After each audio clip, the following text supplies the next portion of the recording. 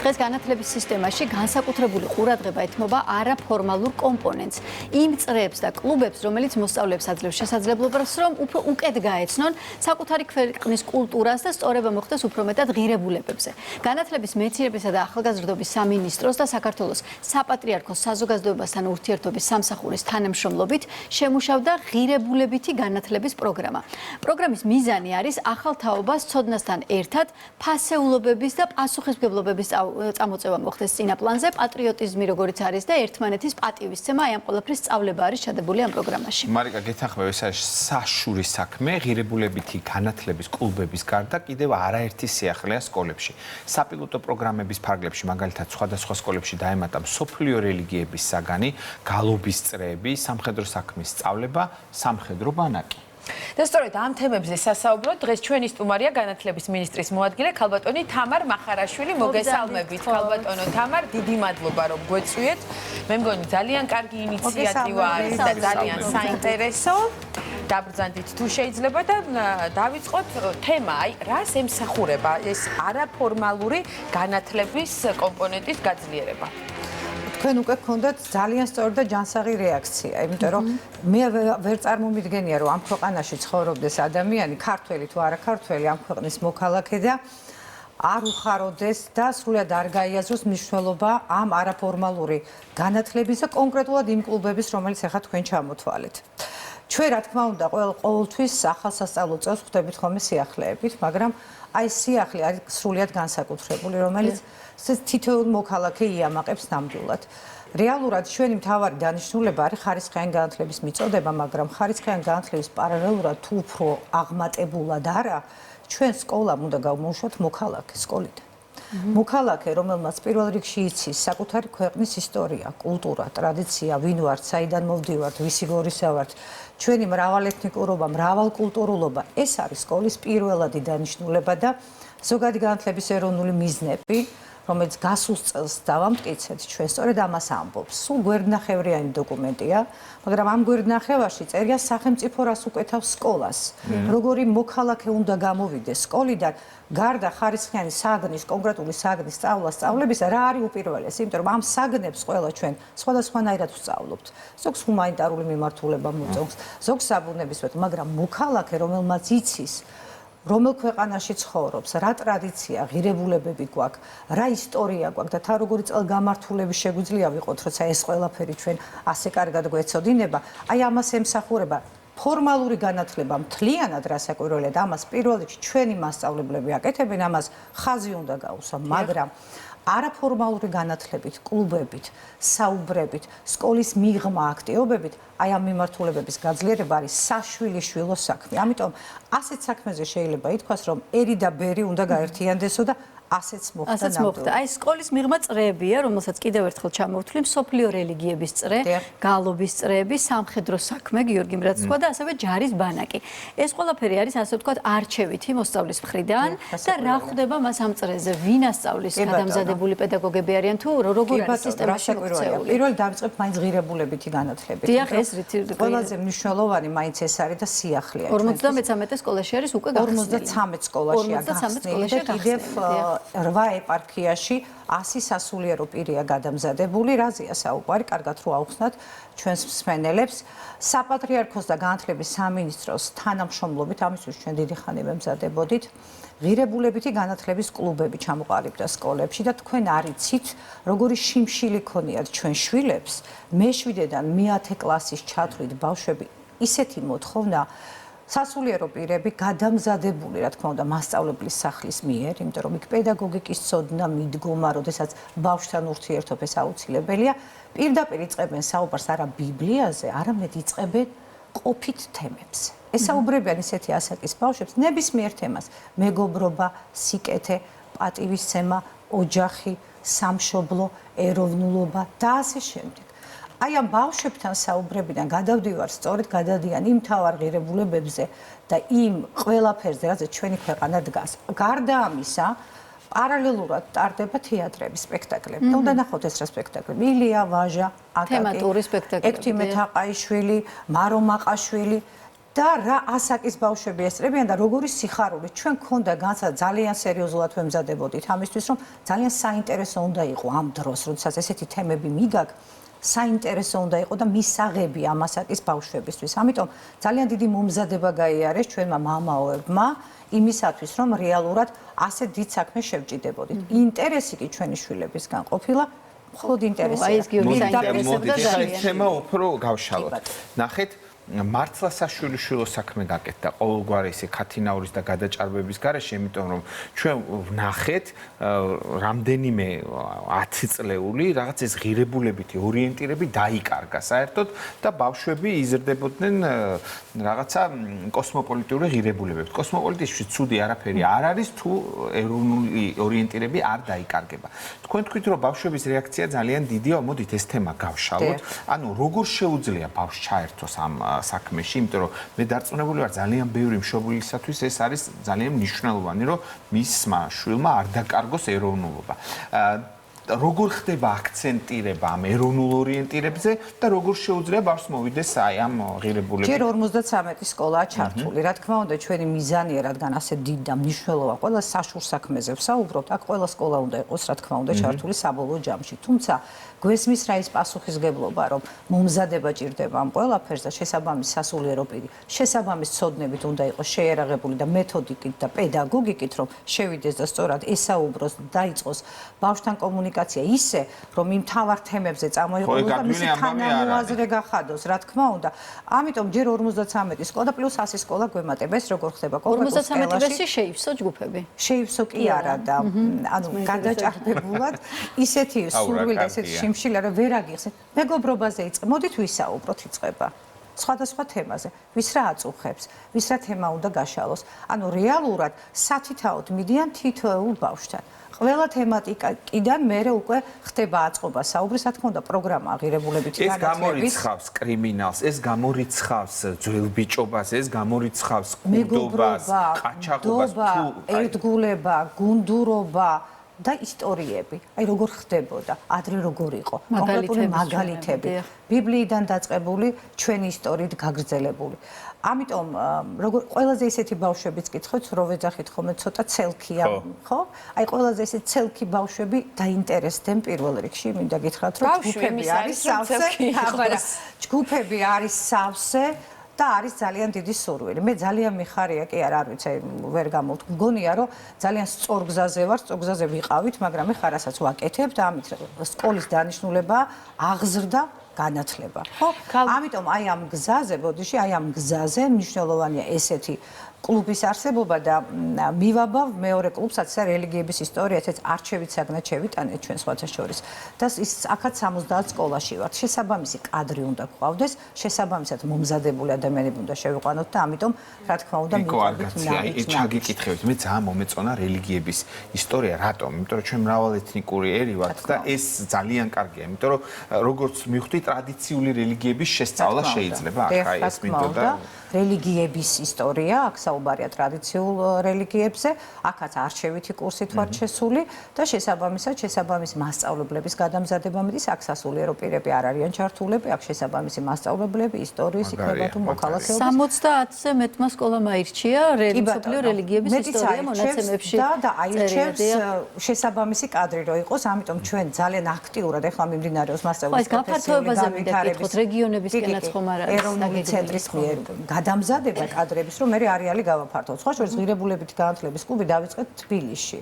და ეხლა ყველა რეგიონია ჩართული 8 ეპარქიიდან 100 მამაო არის ეხლა გადის გადამზადებას, რომ იანვრიდან შესაბამისად რეგიონებშიც უფრო მეტის ყველა სკოლა უნდა დავფაროთ, რა თქმა უნდა. ქალბატონ თამარ, თქვენ აი ახსენეთ ცელქმა ბავშვებმა ყველაზე დიდი დაინტერესება, თქვათ გამოიჩინეს ზოგადად მშობლების კუთხით როგორია დაინტერესება და საზოგადოებამ როგორ მიიღო, იმიტომ რომ ხშირად არის ხოლმე ხო ყველა რაღაც სიახლეზე თავიდან არის გაურებული პასუხები და ასე შემდეგ. ამ შემთხვევაში კლუბი არის, არ არის, რა თქმა უნდა, სავალდებულო და იმ უკავშირსაც ჩვენ მშობლებისგან ხედავთ ბავშვებისგან ხედავთ ხალხსახად შეიძლება ითქვას, რომ ძალიან სწორ გზაზე დგას ყველა და ძალიან კარგად იცის მით უმეტეს მშობელმა, როგორი შვილი უნდა გაზარდოს და რომ მისმა შვილმა პირველ რიგში უნდა იცოდეს რა არის სიკეთე, რა არის მეგობრობა, რა არის სიყვარული, რა არის სკოლის 12 წლიან და რასაც აღზრდა განათლება ქვია ზოგადად და თუ კი ამის საშუალებას აძლევს სკოლა და რა თქმა უნდა სკოლა მოდით აქვე ვთქვა კიდევ ერთხელ ამას რასაკვირველია უზრუნველყოფს თითოეული მასწავლებელი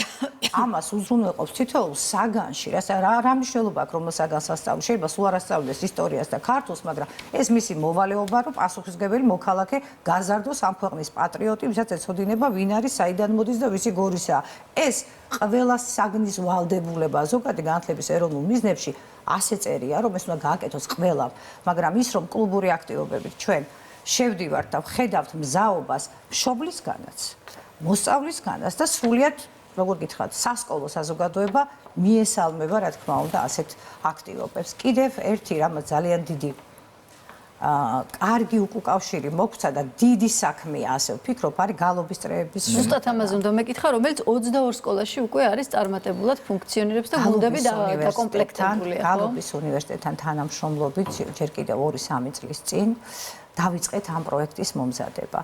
და ვინ არიან ის ადამიანები, ვინ შედიან და ასწავლიან ბავშვებს ჩვენ ლოტბარები არიან ანზორ ერქომაიშვილის ცენტრიდან და წარმოიდგინეთ თქვენ ახლა როგორი კომპეტენციის მქონე ხალხი ადიან ღრმა სოფლებში ხომ არ გონიათ რომ ეს თბილისშია ჩვენ აქცენტი ეს 22 სკოლა არის აქცენტი გავაკეთეთ ისეთ ადგილებზე სადაც ასეთი ცენტრები ანზორ ერქომაიშვილის სახელობის ფოლკლორის ცენტრები ბევრგან არის საქართველოში ღვთისმსწავლობით გაფანტული მაგრამ სადაც არ იყო ესეთი ცენტრები და რეალურად ბავშვებთან უფრო მეტი სურვილი იყო და ხელმისაწვდომობა არ იყო, სწორედ ამ სკოლებით დავიწყეთ. რამდენ კილომეტრს გადიან ეს ადამიანები, როგორც ქართველმა, ამ ქვეყნის მოქალაქემ, არა მხოლოდ როგორც განათლების სამინისტროს წარმომადგენელმა, ძალიან დიდი მადლობა მინდა უთხრა ყველა იმ ადამიანს, ვინც ასეთ საქმეშია ჩართული, რასაც საქვეყნო საქმის კეთება ქვია გადაჭარბების გარეშე და იქაც 22 იყო, კიდევ 24 სოფელს ვამატებთ.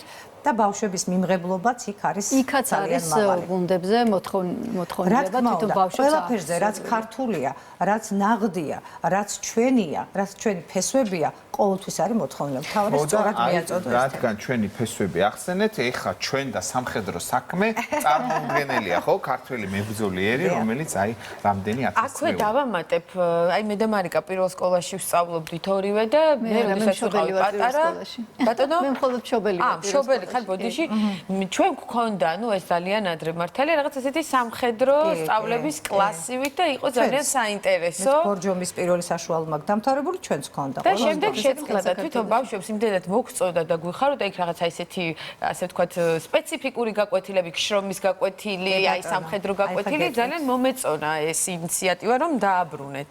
აი სამხედრო საქმე როგორიც თქვენ მეხსიერებაშია და ჩემს მეხსიერებაშია. წარმოიდგინეთ, ეხლა უკვე ასეთი ფორმით არის წარმოდგენილი თადარიგის ოფიცრები და მოქმედი სამხედროები ატარები. ეს აბსოლუტურად სხვა ხიბლია. ამას ეს უკვე თავდაცვის სამინისტროსთან ძალიან მჭიდრო თანამშრომლობით 3 წლის წინ დავიწყეთ ჩვენ ეს პროექტი და 135 სკოლა ამ პროცესში ჩართული. თადარიგის ოფიცრები და უყვებენ არა მხოლოდ სამოქალაქო თავდაცვაზე, სამხედრო საქმეზე, არამედ ჩვენი გმირების ისტორიას და აქაც მეც რომ არ გითხრათ, თქვენ უკვე ხვდებით, როგორი მიმღებლობაა, როგორი სურვილია და თავდაცვის სამინისტროსთან ერთად მუშაობთ, რომ არეალი სკოლებისა, ჩართული სკოლებისა, რა თქმა უნდა, გავაფართოვოთ. და აღარაფერს ვამბობ ჯარის ბანაკზე. იქ ძალიან საინტერესოა, ალბათ, რაღაცა პროექტები როა ხოლმე, ასე ვთქვათ. ჯარის ბანაკი, სადაც ერთი კვირით წლის განმავლობაში 800-800-ზე მეტი ბავშვი მიდის.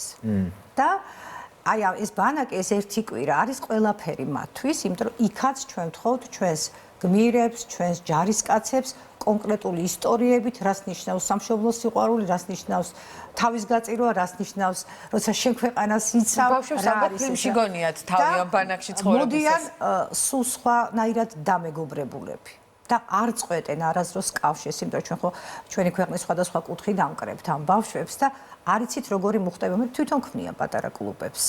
და ეს ერთი კვირა არის ხოლმე საოცარი მუხტი ამ ბავშვებისთვის, ისე რომ აი წრედი რომ შევკრათ ჩვენი ისევ დაუბრუნდები ზოგადი განათლების ეროვნულ მიზნებს, რა დაკვეთა აქვს სახელმწიფოს სკოლისადმი, ანუ საზოგადოებას რა დაკვეთა აქვს სკოლისადმი. სკოლამ პირველ რიგში უნდა გაზარდოს საკუთარი ქვეყნის ისტორიის, ტრადიციის, კულტურის, ოჯახის ინსტიტუტის ღირებულების მცოდნე მოქალაქე. ეს არის ნომერ პირველი. ვერ დამისახელებთ სოფლიოში ვერც ერთ ქვეყანას, რომელსაც შეიძლება უნდოდეს უკეთილო ჩვენი ქვეყანა იყოს უფრო წარმატებული და უფრო წინწასული, ვიდრე შეიძლება ჩვენ გვინდოდეს. ჩვენ გასაკეთებელს არავინ არ გააკეთებს. ხელები გააკეთოს. არც მოლოდინი გვაქვს და არც არის სწორი. თუ მავანს გონია რომ ეს 100-ია, ეს რა თქმა უნდა 100 არ არის. ხელები ჩვენ გვაქვს დასაკაპიწებელი და პატრიოტი, ესე რომ იბადე პირდაპირ პატრიოტი ვერ ხდება. გიორგი კოსმოპოლიტიზმი ახსენა და გამახსენდა მთავარი სათაური კოსმოპოლიტიზმი და პატრიოტიზმი. როგორც ვაჟამ დაწერა. უნდა იცოდეს შენი ქვეყნის ისტორიას, ტრადიციას, კულტურას. და ამიტომ ყველა ჩვენი გარჯა, შრომა, აქვე მინდა ვისარგებლო შემთხვევით და ჩვენ საპატრიარქოს უთხრა უდიდესი მადლობა, ეს მე მოვყევი 2 წუთში, მაგრამ ამის უკან დგას კოლოსალური შრომა. თქვენ არ იცით სპექტაკლებიდან და ექსკურსიებით გაგრძელებული, ანუ აი ამ ღირებულებით განათლების კლუბს აქვს თავის გაგრძელება, ეს არის შესაბამისი სპექტაკლები, რაც უკვე გითხარით და პლუს ექსკურსიები და რა თქმა უნდა არის ძალიან საინტერესო ჩვენი ბავშვებისთვის და ყველა ადამიანს, რა თქმა უნდა ჩვენ საპატრიარქოს, ჩვენ თავდაცვის სამინისტროს და ყველა ადამიანს, ვინც ეხიდება ყველაზე მთავარ მიზანს, რომ ჩვენი სკოლამ, სკოლის დამთავრების შემდეგ სკოლიდან გამოვიდეს მოქალაქე, პასუხისგებლობით სავსე მოქალაქე, რომელმაც ზუსტად იცის, ვინ არის, საიდან მოდის და ვისი გორისაა. ერთ შეკითხვას დავსვავ, სანამ დავასრულებთ.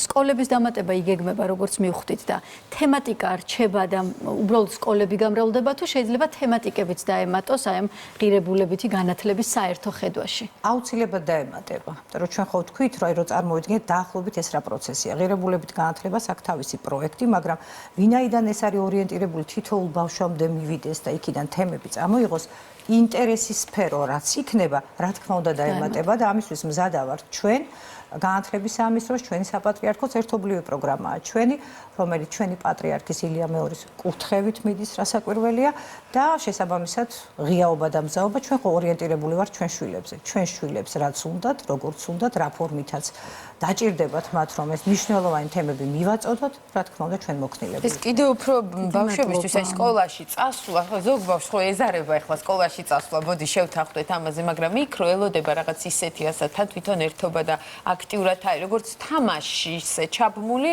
ალბათ უფრო მეტ მოტივაციას მისცემს და უფრო მეტ ხალის სკოლაში სასიარულოდ.